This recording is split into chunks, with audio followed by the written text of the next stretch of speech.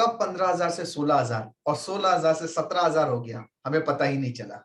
Market में दोस्तों analysis का पैसा नहीं है, मार्केट में कन्विक्शन का पैसा है।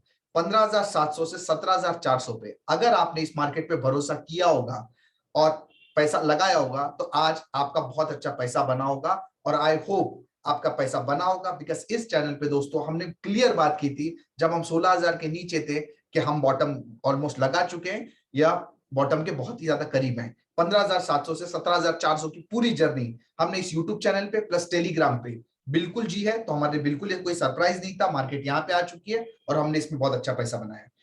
मैंने आपको दोस्तों क्लियर बताया था कि बॉटम लगती कब है। बॉटम तभी लगती है जब सब खराब खबरें हो, सब कुछ सही, कुछ भी सही नहीं हो रहा हो, एक्सट्रीम पैसिमिज्म हो। तो जब हम 16,000 के नीचे थे तो लास्ट 2 वीडियो पहले मैंने आपसे 5 प्रॉब्लम का जिक्र किया था। उन्हीं 5 प्रॉब्लम को मैं वापस दोहरा रहा हूं और अब देखेंगे कि उन 5 प्रॉब्लम की क्या सिचुएशन है।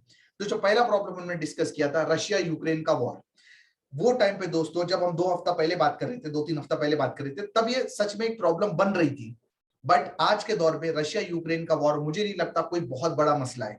ये हो तो रहा है, बस ये चलता रहेगा बस, और कुछ नहीं। अब कोई आप सडन वहां से कुछ सरप्राइज एक्सपेक्ट करोगे, मुझे ऐसा बिल्कुल भी नहीं लगता। एक कोल्ड वॉर है जो चलती रहेगी और हमें उसी के साथ जीना है, तो मुझे नहीं लगता ये कोई भी बड़ा प्रॉब्लम है। जो दूसरा हमारा साथ प्रॉब्लम था जो हम ऑलरेडी डिस्कस कर चुके हैं, एफआईएस की कंटिन्यूअसली सेलिंग। एफआईएस दोस्तों पिछले लास्ट हफ्ते में आप देखो कि धीरे धीरे इन्होंने अपनी सेलिंग को कम किया है। एंड लास्ट 2 ट्रेडिंग सेशन में इनफैक्ट वो तो बायर्स हैं। वेंसडे के दिन करीब करीब 200-300 करोड़ की उन्होंने बाइंग की थी एंड थर्सडे के दिन करीब करीब 2800 करोड़ की बाइंग की थी। इसका मतलब है जो एफआईएस का कंटिन्यूअसली सेलिंग प्रेशर था वो भी वक्त के साथ धीरे धीरे कम हो रहा है। And now FIIs are the net buyers. Problem number 2 solve. Problem number 3 था यूपी इलेक्शन की अनसर्टेनिटी, वो भी खत्म हो चुके हैं। वहां पे बीजेपी गवर्नमेंट मेजोरिटी से आ चुकी है, वो भी खत्म। प्रॉब्लम नंबर 4 जो था फेड मीटिंग का आउटकम, फेड मीटिंग का आउटकम भी दोस्तों खत्म हो चुका है, आ चुका है। फेड ने 0.25% का रेट हाइक किया हुआ है। और इनफैक्ट फेड मीटिंग के एक दिन पहले मैंने अपने टेलीग्राम चैनल पे ऑलरेडी बता दिया था कि आपको अपनी लॉन्ग पोजीशन को कैरी करना है, बिकॉज वो टाइम पे यूएस मार्केट ऑलरेडी लो पे थे। तो इसका क्लियर मतलब है कि फेड में अगर खराब भी होता तो वो भी प्राइस डी है, बिकॉज ऑलरेडी वो लोग लो पे थे। और जैसे फेड मीटिंग का जो आउटकम आया, जो कि एक्सपेक्टेड था कि 0.25% लोग रेट हाइक करेंगे, प्लस आगे इस साल में 6-7 रेट हाइक और होने वाली है, उसके बाद आपने देखा कि ग्लोबल मार्केट में एक बाउंस आया, ये भी प्रॉब्लम सॉल्व हो गया। जो पांचवा प्रॉब्लम था हमारे लिए वो जो क्रूड ऑयल का, क्रूड ऑयल की जो बढ़ती हुई प्राइसेस हैं, ये दोस्तों हमारे लिए पांचवा प्रॉब्लम था। अब आप देखिए कि क्रूड ऑयल का प्राइस काफी हद तक ठंडा हो चुका है। ब्रेंट क्रूड ऑलमोस्ट $140 से अब करीब करीब $106-107 के आसपास आ चुका है। ये तो है ही, प्लस जो हमारे लिए बहुत ज्यादा पॉजिटिव पॉइंट है वो ये है कि हमने डायरेक्टली रशिया से डील कर ली है। अब रशिया हमें क्रूड ऑयल सप्लाई करेगा और जहां तक मुझे इंफॉर्मेशन है कि $20-25 कम में ही सप्लाई करेगा मार्केट प्राइस से। उसका रीजन ये है कि रशिया को बैन कर दिया गया है यूएस और यूके ने, तो ऑब्वियस सी बात है अब रशिया के पास ऑप्शन नहीं बचता, उन्हें भी अपना इन्वेंट्री बेचना है। And India is the biggest consumer, तो हमें वहां पे प्रॉब्लम, वहां से भी एक सहारा मिल रहा है। तो बेसिकली ये जो 5 रीजन थे जिसकी वजह से हर जगह, हर यूट्यूब पे, हर मीडिया पे बस यही चल रहा था, वॉर हो गई, ये हो गया, वो हो गया, सब कुछ खराब है, वैसा हो गया, मार्केट में ये हो जाएगा, वो हो जाएगा, सब प्रॉब्लम सॉल्व हो चुके हैं। ये प्रॉब्लम दोस्तों आज नहीं, हम लोग बहुत पहले डिस्कस कर चुके हैं, ये प्रॉब्लम है और कुछ प्रॉब्लम भी सॉल्व हो जाएगा, मार्केट बॉटम लगा लेगी। अब क्वेश्चन ये आता है कि जब सब प्रॉब्लम सॉल्व हो चुके हैं तो अभी भी मार्केट में नीचे जाने का कुछ चांस है क्या? इनफैक्ट थर्सडे के दिन मैं कुछ टीवी देख रहा था तो उसमें सब एनालिस्ट 17,200 जैसे मार्केट ने क्रॉस कर ली, जितने एनालिस्ट थे टीवी पे, 5-6 एनालिस्ट कुछ तो भी बुलिश हो गए।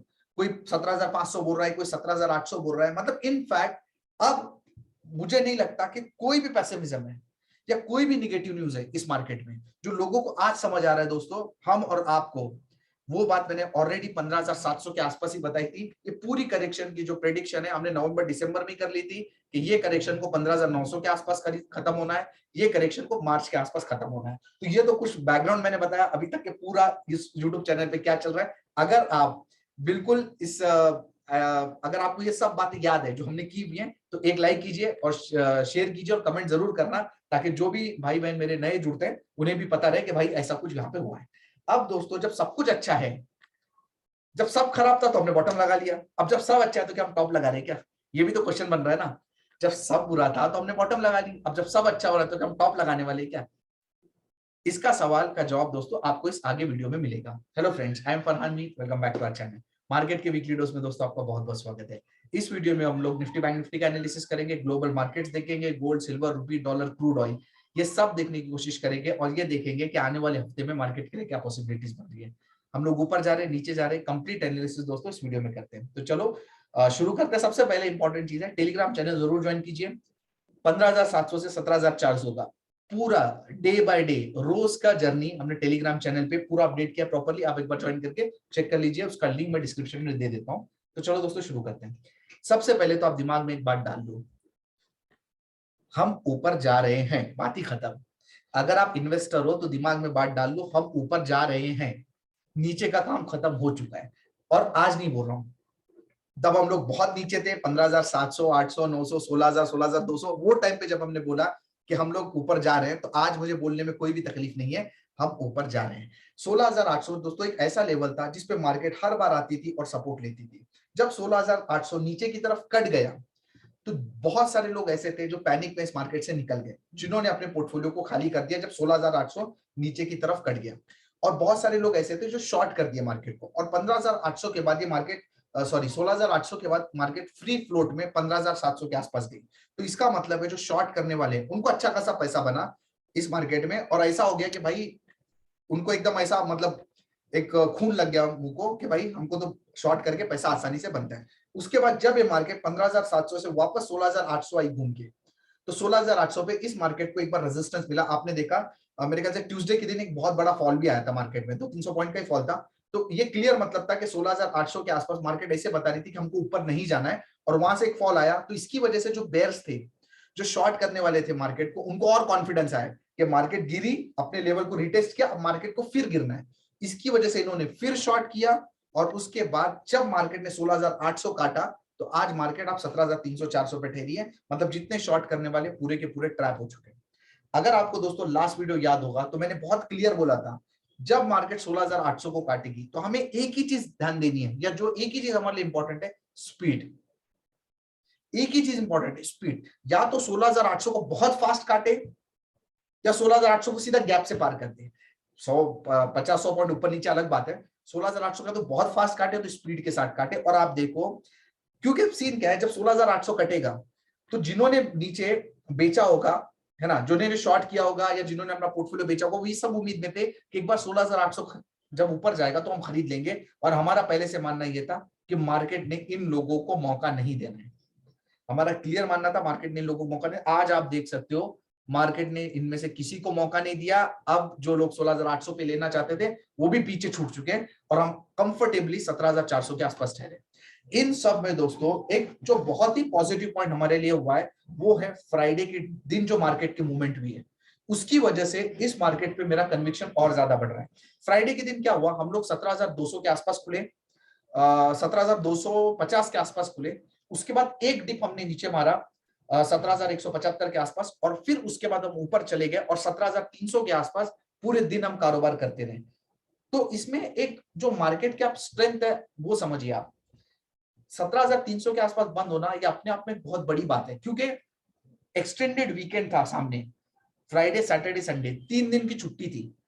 तो उस 3 दिन की छुट्टी में हो तो कुछ भी सकता था, मार्केट यहां से कहीं भी जा सकती थी, लेकिन लोगों ने 17,300 के आसपास, जो स्मार्ट मनी है वही तो मार्केट चलाती है, उन्हें ये पता था कि 17,300 के आसपास मार्केट स्ट्रेंथ के साथ बंद हुई है। मतलब बहुत सारे लोग हैं जिन्होंने खरीद के गए, अब खरीद के गए तो कुछ तो सोच के खरीदा होगा। तो जो फ्राइडे की मूवमेंट थी उसकी वजह से मुझे इस मार्केट में बहुत ज्यादा स्ट्रेंथ दिख रही है। और लास्ट टाइम मैंने आपको बताया था, जब भी बॉटम लगती है तो जो फर्स्ट इंडिकेटर जो आपको ध्यान में देना चाहिए वो इंडिकेटर है विक्स का। इंडिया विक्स आप देखिए, हमने लास्ट टाइम भी इसके बारे में बात किया था। इंडिया विक्स बहुत ही कंफर्टेबली बहुत ही अच्छे लेवल पे आ चुका है। जो इंपॉर्टेंट लेवल है इंडिया विक्स के वो ये लेवल है, करीब करीब आप मान लीजिए 30। तो जब भी 30 के नीचे हम इंडिया विक्स है, मतलब अभी 22 पे हम लोग चल रहे हैं, तो उसका क्लियर मतलब है कि ये जो डर का माहौल है वो कम हो रहा है। और वैसे ही अगर आप देखोगे तो अगर आप मोटे मोटे में जानना चाहो तो अगर इंडिया का इंडिया विक्स, विक्स मतलब वॉलेटिल इंडेक्स, अगर 30 के ऊपर है तो आप मान लो कि डर का माहौल है और कुछ भी हो सकता है। अगर विक्स 30 के नीचे है तो आप समझिए कि सिचुएशन अंडर कंट्रोल है। अभी फिलहाल जो विक्स है वो 22 के आसपास है, सिचुएशन अंडर कंट्रोल है।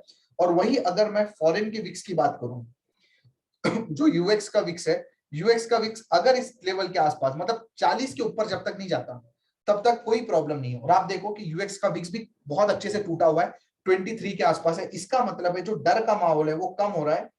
एंड सिंपल सी बात है कि अब यहां से मार्केट स्टेबल होनी चाहिए। विक्स का स्टेबल होना, इसका सबसे जो आप इससे इंडिकेशन निकाल सकते हो, वो ये इंडिकेशन आप निकाल सकते हो कि भाई मार्केट में अब बहुत ज्यादा जो गैप अप गैप डाउन हो रहे हैं, अब वो नहीं होने वाला है, सिचुएशन आपकी कंट्रोल में है।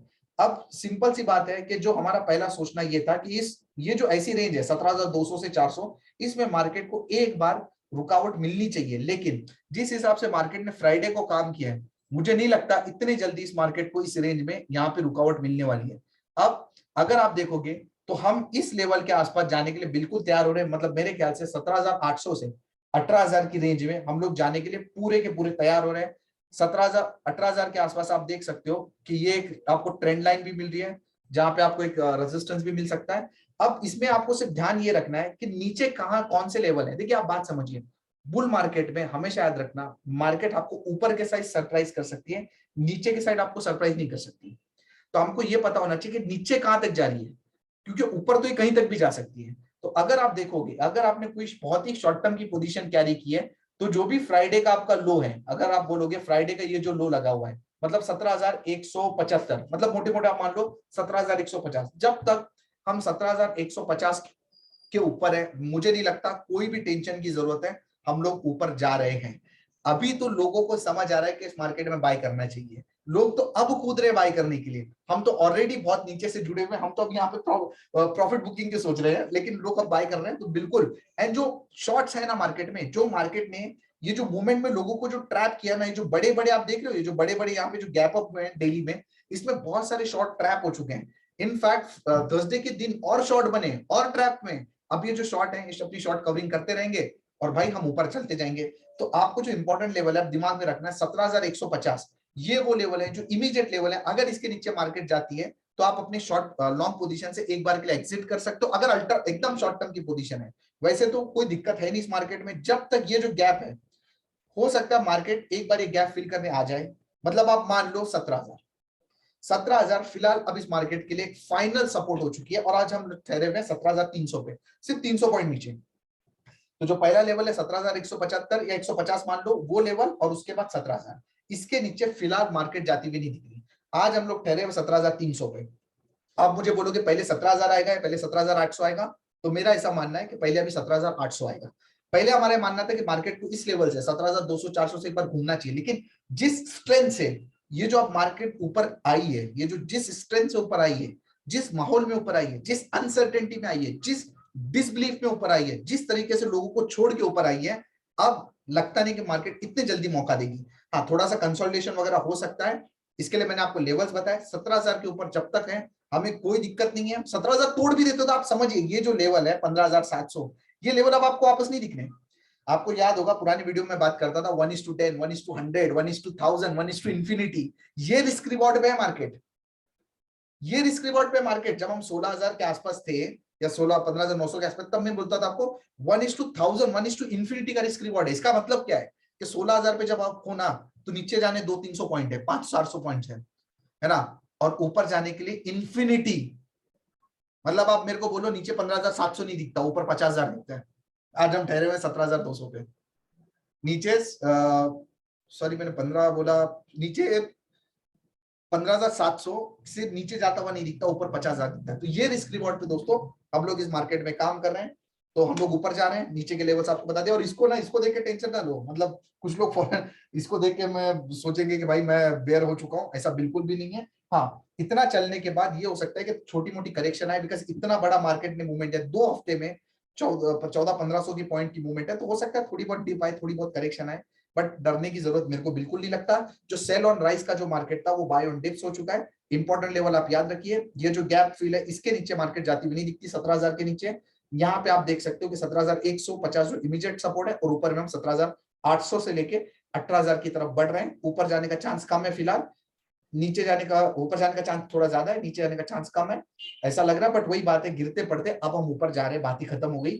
अब बैंक निफ्टी की बात करें, अगेन फ्राइडे का जो भी लो है, जैसे निफ्टी में वो स्टॉप लॉस है, वही बैंक निफ्टी में भी स्टॉप लॉस है। अगर आप फ्राइडे का लो देखोगे, इनफैक्ट लो के आसपास ही बंद हुई है। मतलब आप मान लो 36,300 के आसपास, मतलब यहाँ से 100 पॉइंट, 100-150 पॉइंट क्या होता है बैंक निफ्टी के लिए? कुछ भी नहीं होता। तो जो लेवल हमने यहाँ पे निफ्टी के लिए 17,000 की बात की है, मतलब ये जो गैप है वो ज्यादा ज्यादा फिल हो सकता है, वही लेवल अगर हम बैंक निफ्टी की बात करें तो ये वो लेवल बन जाते हैं। मतलब आप मान लीजिए 35,800। अब फिलहाल बैंक निफ्टी भी वो लेवल उसके नीचे जाती हुई दिख नहीं रही है, और ऊपर जाने के लिए बैंक निफ्टी के लिए ये एक इंपॉर्टेंट यहाँ पे रेजिस्टेंस मिलेगा उसको 37,600 में। लास्ट टाइम हमने क्लियर बात की थी कि बैंक निफ्टी आउट परफॉर्म करेगा। आपने देख लिया कि बैंक निफ्टी में अच्छी खासी मूवमेंट आई हुई है। मिड कैप स्मॉल कैप, एक बहुत ही इंपॉर्टेंट मैं आपको बात बता दूं, ये जो एफआईज है, एफआईज बहुत इंपॉर्टेंट पॉइंट बता रहा हूं इसलिए बिल्कुल ध्यान देना, जो एफआईज है वो नेट बायर बन चुके हैं पिछले एक हफ्ते में, है ना। धीरे धीरे सेलिंग अपनी कम की और धीरे धीरे अपनी पोजीशन को बढ़ा रहे। इसका क्या मतलब है? इसका क्लियर मतलब है जब भी एफआईज बाय करते हैं, ठीक है, आप बात ध्यान रखना, दो चीजें एफआईज एंड डीआईज। एफआईज के पास हमेशा ना लार्ज कैप होते हैं, बड़ी कंपनियां होती है, उनके पास छोटी कंपनी नहीं होती, स्मॉल कैप मिड कैप नहीं होती। तो हमेशा याद रखना, जब एफआईज बाय करते हैं ना तो आपको बड़े स्टॉक में मूवमेंट ज्यादा दिखेगी। इसका मतलब है निफ्टी बैंक निफ्टी में आपको स्टॉक मूवमेंट ज्यादा दिखेगी। मतलब एफआईज बाय कर रहे हैं मतलब आपको HDFC bank, Kotak Mahindra bank, ICICI bank, Bajaj finance, Bajaj Finserv, ये जो है ना, जो एफआईज के डार्लिंग स्टॉक है, फेवरेट स्टॉक है, इसमें मूवमेंट आपको ज्यादा दिखेगी बनिस्बत मिड कैप स्मॉल कैप की। जब डीआईएस बाय करते हैं, डीआईएस मतलब हम और आप जैसे लोग, म्यूचुअल फंड जैसे लोग, जो इंडिया का पैसा है, वो ज्यादातर mid cap small cap prefer करते हैं। बट जब एफआईएस बाय करते हैं तो ज्यादातर वो लोग लार्ज कैप प्रीफर करते हैं। तो जब एफआईएस का इनफ्लोज आ रहा है तो आपको अभी फिलहाल आने वाले कुछ टाइम के लिए मुझे ऐसा लगता है कि लार्ज कैप पे फोकस करना चाहिए, बड़ी कंपनियों पे फोकस करना चाहिए। स्पेशली मोटा भाई को मत भूलना, रिलायंस को तो मत ही छोड़ना भाई। इतना अच्छा ब्रेकआउट रिलायंस ने दिया है ना, मतलब मैं बहुत बड़ी पोजीशन रिलायंस में फ्राइडे के दिन लेके गया हूं। तो रिलायंस को तो आप बिल्कुल ना भूलिए, वो तो बहुत ही अच्छा स्टॉक है, बहुत अच्छे ब्रेकआउट पे। तो मिड कैप स्मॉल कैप में हो सकता है थोड़ा सा आपको अंडर परफॉर्मेंस दिखे, हो सकता है कि आपके पोर्टफोलियो में उतनी ज्यादा मूवमेंट ना आए as compare to index, because जब एफआईएस बाय कर रहे हैं तो वो उनके पसंदीदा स्टॉक बाय कर रहे हैं। अब इनफैक्ट आप देख ही सकते हो ना, इतने टाइम से एफआईएस सेल कर रहे थे और डीआईएस बाय कर रहे थे। तो जब एफआईएस सेल कर रहे थे, है ना, तो आप देख रहे थे इंडेक्स में गिरावट हो रही थी, बट आपके पोर्टफोलियो में उतना ज्यादा डैमेज नहीं था। हाँ, लास्ट में कुछ हुआ पैनिक के टाइम पे, पर उतना ज्यादा डैमेज नहीं था। तो अब इसका रिवर्स होने का चांसेस है। डाउ जोन्स की आप बात कीजिए, फेड की जब मीटिंग थी ना, उसके पहले हम इस कैंडल के आसपास थे, ये वाली ग्रीन, ठीक है। उसके बाद 3 दिन ये में ये हुआ है फेड के बाद, ठीक है। आप सोचिए, मैं ये कैंडल पे वही तो टेलीग्राम पे बताया था कि भाई फेड की मीटिंग ऑलरेडी डिस्काउंटेड है, क्योंकि अगर आप डाउ जोन्स का चार्ट देखते हो तो हम करीब करीब अपने लो के आसपास ही हैं, ठीक है। मतलब अब फेड में बुरा आया तो भी कुछ नहीं हो सकता। और उसके बाद आपने देखा हमने लॉन्ग पोजीशन कैरी की थी, उसके बाद ये चीज भी है, ये जो 3 कैंडल है, अगर ये अपना वीकेंड होली का नहीं होता तो शायद हमारी मार्केट में और मूवमेंट होती। तो भैया इसका क्लियर मतलब है, देखिए आपने डाउ जोन्स ने अपने जो इंपॉर्टेंट लेवल्स हैं इसको बिल्कुल भी होल्ड किया है, तो कोई वहां पे भी कोई इशू की बात नहीं है। वैसे आप देखोगे जो रसल का चार्ट है, सेम चीज उन्होंने अपने इंपॉर्टेंट लेवल को होल्ड करके वहां पे भी अच्छी मूवमेंट है।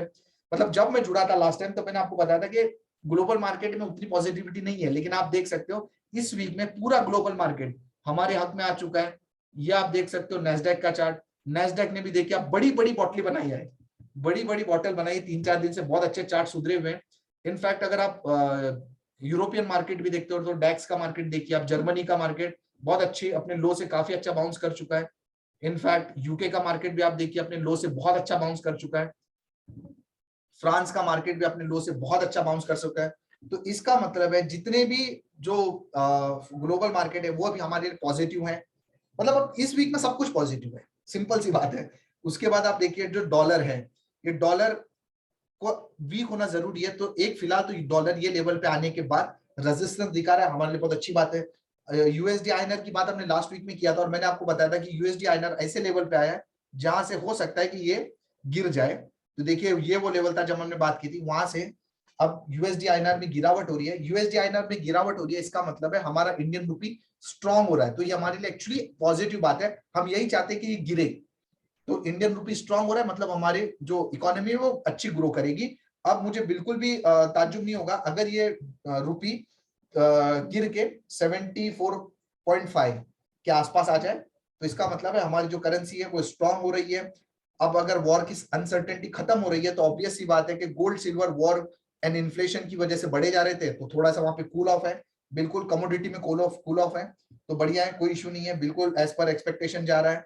जो इंपॉर्टेंट चीज है क्रूड ऑयल, क्रूड ऑयल भी अगर आप देखोगे तो एक अच्छी खासी बढ़त के बाद काफी हद तक एक देखिए ना 135-40 के आसपास जाने के बाद एक उसने यहाँ पे एक क्या बोलते हैं उसमें कूल डाउन आया हुआ है।